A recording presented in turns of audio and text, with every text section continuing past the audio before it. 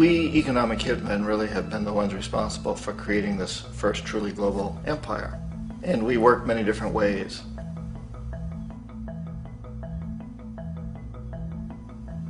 But perhaps the most common is that we will identify a country that has resources our corporations covet, like oil, and then arrange a huge loan to that country from the World Bank or one of its sister organizations.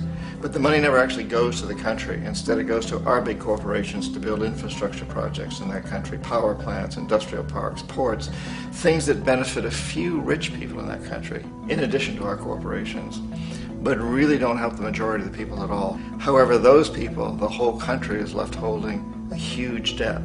It's such a big debt they can't repay it, and that's part of the plan, that they can't repay it. And so at some point, we economic hitmen go back to them and say, listen, you owe us a lot of money, can't pay your debt, so sell your oil real cheap to our oil companies. Allow us to build a military base in your country, or send troops in support of ours to someplace in the world like Iraq, or vote with us on the next UN vote. To have their electric utility company privatized and their water and sewage system privatized and sold to U.S. corporations or other multinational corporations. So there was that whole mushrooming thing, and it's so typical of the way the IMF and the World Bank work, that you put a country in debt, it's such a big debt it can't pay it, and then you offer to refinance that debt and pay even more interest. And you demand this quid pro quo, which you call a conditionality or good governance, which means basically that they've got to sell off their resources, including many of their social services, their utility companies, their school systems sometimes, their penal systems, their insurance systems, to foreign corporations. So it's a double, triple, quadruple whammy. The precedent for economic hitmen really began back in the early 50s when democratically elected Mossadegh, who was elected in Iran, he was considered to be the hope for democracy in the Middle East and around the world. He was Time Magazine's Man of the Year. But one of the things that he'd run on and began to implement was the idea that foreign oil companies needed to pay the Iranian people a lot more for the oil that they were taking out of Iran. The Iranian people should benefit from their own oil. Strange policy. We didn't like that, of course. But we were afraid to do what we normally were doing, which was to send in the military. Instead, we sent in one CIA agent, Kermit Roosevelt, Teddy Roosevelt's relative. And Kermit went in with a few $1 million and was very, very effective and efficient. And in a short amount of time, he managed to get Mossadegh overthrown and brought in the Shah of Iran to replace him, who always was favorable to oil. And it was extremely effective. Bombs overflow Tehran. Army officers shout that Mossadegh has surrendered and his regime as virtual dictator of Iran is ended. Pictures of the Shah are paraded through the streets as sentiment reverses. The Shah is welcomed home. So back here in the United States, in Washington, people looked around and said, wow, that was easy and cheap. So this established a whole new way of manipulating countries, of creating empire. The only problem with Roosevelt was that he was a card-carrying CIA agent, and had he been caught, the ramifications could have been pretty serious. So very quickly at that point, the decision was made to use private consultants to channel the money through the World Bank or the IMF or one of the other such agencies, to bring in people like me who worked for private companies, so that if we got caught, there would be no governmental ramifications.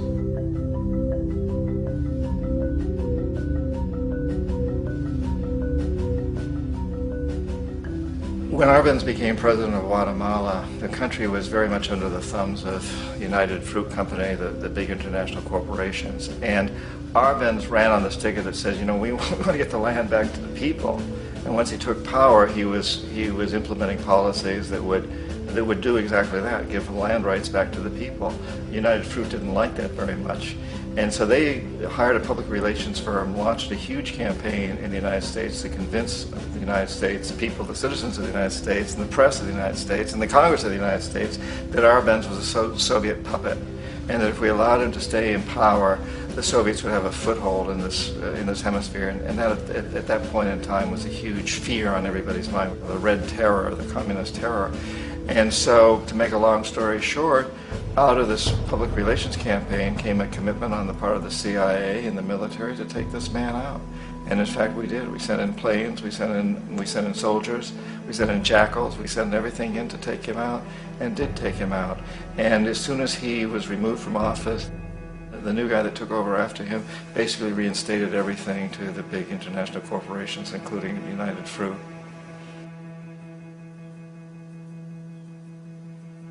Ecuador for many, many years had been ruled by pro-U.S. dictators, often relatively brutal. Then it was decided that they were going to have a truly democratic election. Jaime Roldos ran for office, and his main goal, he said, as president would be to make sure that Ecuador's resources were used to help the people. And he won, overwhelming, by more votes than anybody had ever won anything in Ecuador. And he began to implement these policies to make sure that the profits from oil went to help the people. Well, we didn't like that in the United States. I was sent down as one of several economic hitmen to change Roldos, to corrupt him, to bring him around, to let him know, okay, you can get very rich, you and your family, if you play our game, but if you continue to try to keep these policies you've promised, you're going to go. He wouldn't listen. He was assassinated. As soon as the plane crashed, the whole area was cordoned off. The only people allowed in were U.S. military from a nearby base and some of the Ecuadorian military. When an investigation was launched, two of the key witnesses died in car accidents before they had a chance to testify. A lot of very, very strange things that went on around the assassination of Jaime Roldos. I, like most people who've really looked at this case, had absolutely no doubt that it was an assassination. And of course, in my position as an economic hitman, I was always expecting something to happen to Jaime, whether it be a coup or assassination, I wasn't sure, but that he would be taken down because he was not being corrupted. He would not allow himself to be corrupted the way we wanted to corrupt him.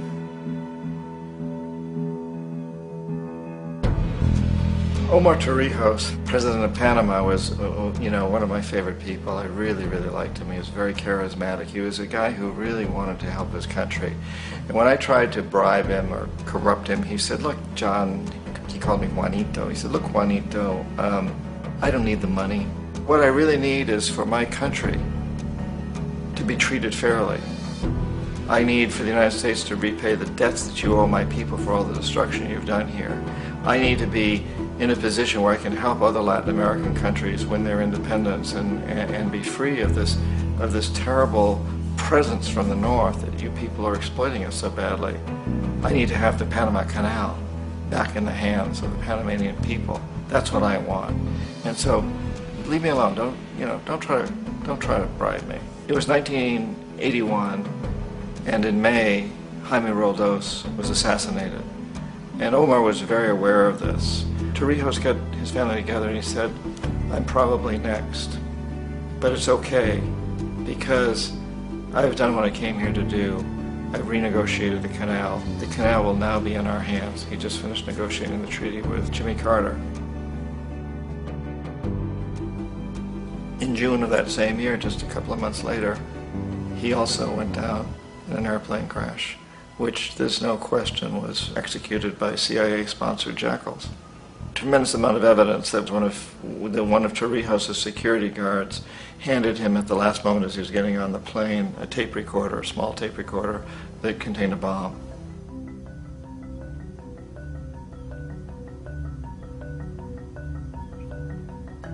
It is interesting to me how this system has continued pretty much the same way for years and years and years, except the economic hitmen have got better and better and better. Then we come up with, very recently, what happened in Venezuela. In 1998, Hugo Chavez gets elected president, following a long line of presidents who had been very corrupt and basically destroyed the economy of the country. And Chavez was elected amidst all that. Chavez stood up to the United States, and he's done it primarily demanding that Venezuelan oil be used to help the Venezuelan people. Well, we didn't like that in the United States. So in 2002, a coup was staged, which there's no question in my mind, and most other people's minds, that the CIA was behind that coup.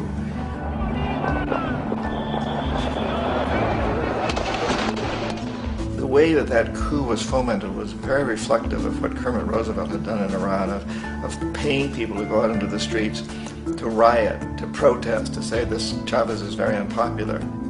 You know, if you can get a few thousand people to do that, television can make it look like it's the whole country, and things start to mushroom. Except in the case of Chavez, he was smart enough, and the people were so strongly behind him that they overcame it, which was a phenomenal moment in the history of Latin America.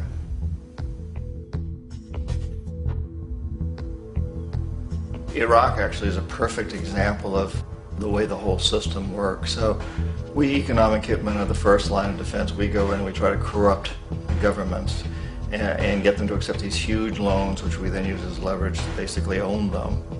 If we fail, as I failed in Panama with Omar Torrijos and in Ecuador with Jaime Roldos, men who refused to be corrupted, then the second line of defense is we send in the jackals. And the jackals either overthrow governments or they assassinate. And once that happens and a new government comes in, and boy, it's going to toe the line because the new president knows what will happen if he doesn't. In the case of Iraq, both of those things failed. Economic hitmen were not able to get through to Saddam Hussein. We tried very hard. We tried to get him to accept a deal very similar to what the House of Saud had accepted in Saudi Arabia, but he wouldn't accept it. And so the jackals went in to take him out. They couldn't do it. His security was very good. After all, he had one time worked for the CIA. He'd been hired to assassinate a former president of Iraq and failed, but he knew the system. So in '91, we send in the troops and we take out the Iraqi military. So we assume at that point that Saddam Hussein is going to come around. We could have taken him out, of course, at that time, but we didn't want to. He's the kind of strong man we like. He controls his people. We thought he could control the Kurds and keep the Iranians in their border and keep pumping oil for us. And that once we took out his military, now he's going to come around. So the economic hitmen go back in the 90s without success. If they'd had success, he'd still be running the country. We'd be selling him all the fighter jets he wants and everything else he wants. But they couldn't. They didn't have success. The jackals couldn't take him out again. So we sent the military in once again, and this time we did the complete job and took him out, and in the process created for ourselves some very, very lucrative construction deals. We had to reconstruct a country that we'd essentially destroyed, which is a pretty good deal if you own construction companies, big ones.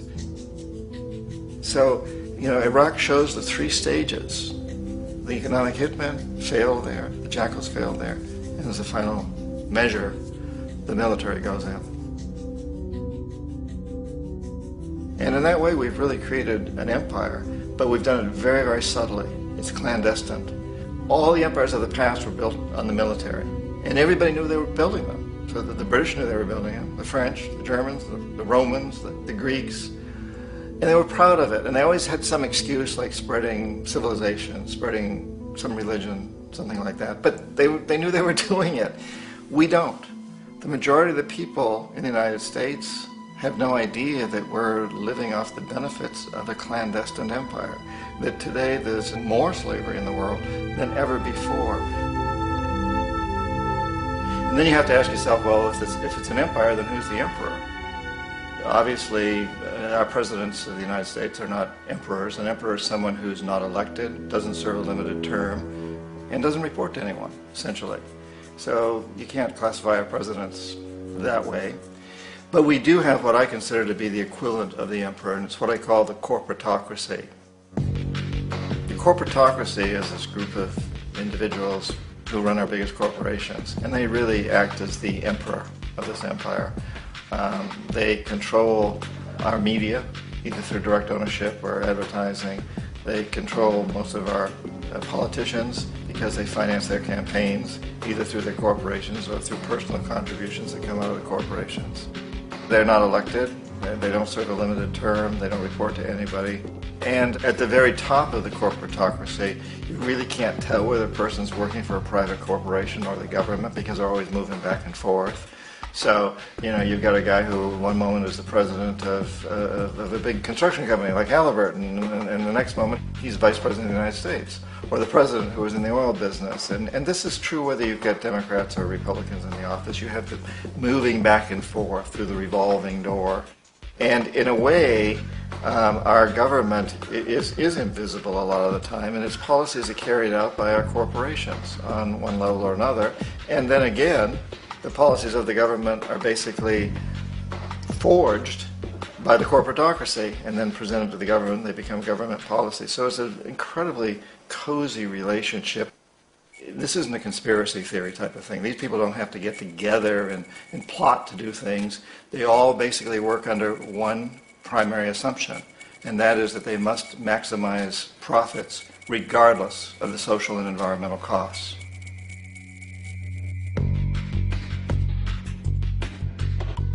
This process of manipulation by the corporatocracy through the use of debt, bribery, and political overthrow is called globalization.